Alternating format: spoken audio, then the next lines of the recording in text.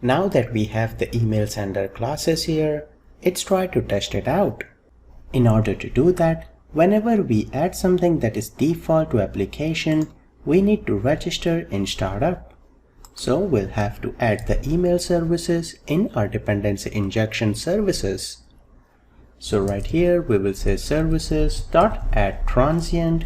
With the transient lifetime, every time we need an email service, it will create a new object and give it to us.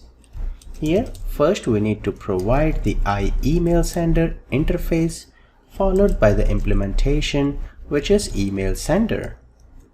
So with this, we have registered the service in our application. Now, if we go back to email sender, you can see the email we are sending from is ben.spark90@yahoo.com. That being said, you might be wondering that right now we have not implemented sending of email.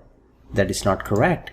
If we go inside areas, identity, pages, account, and in the register page as well, if you scroll down in the page model for on post, you will see there is some code which calls the email sender. It's just that till now we have not implemented the iEmailSender class and the send email async. But now since we have the implementation for that, this method will be executed and an email will be sent whenever we register a new account or even when we forget password and things like that. So let's run our application and give this a try. So in our application, let me register a new user.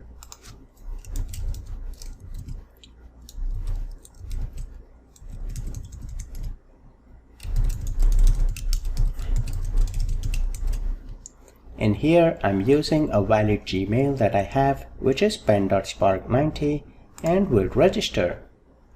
As soon as you register, you can see it creates the account. But how do we check if it actually sends an email? For that, we'll have to go back to the MailJet and we'll click on the main icon to load our dashboard. If you scroll down here, you can see one email has been sent, and right here, you can see the status of that email is a soft bounce. Now the reason behind this is I am using Yahoo to send emails. If you were using a professional email like your domain email, this would have worked. That being said, with MailJet, I have played around a little bit, and if I use a Google account, it actually works. So how do you change that? You can see right here, you can add multiple addresses and it displays the warning. So we can add another email address here. And I'll change this to Bruggen Gmail.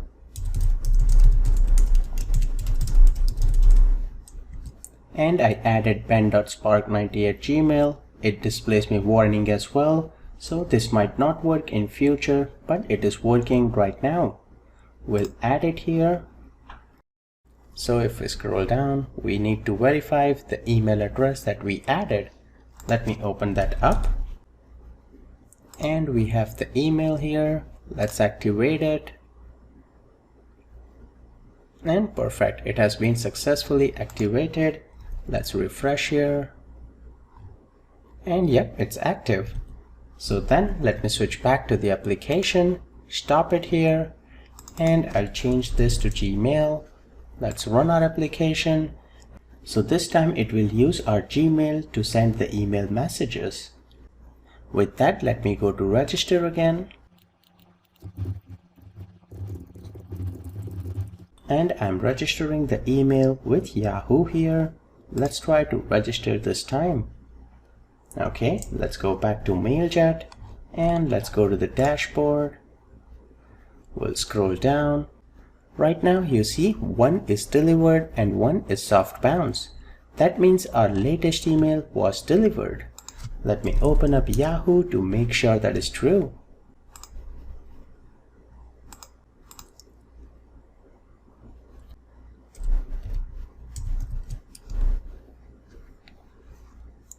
We'll go to our mail here, and great, we see confirm your email right here, and it says please confirm your email by clicking here, and it's to .NET Mastery. That's the name we used for our account.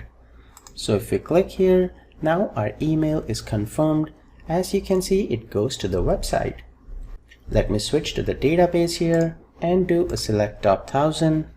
We have the Yahoo email right here, and if we scroll, you can see email confirmed is true.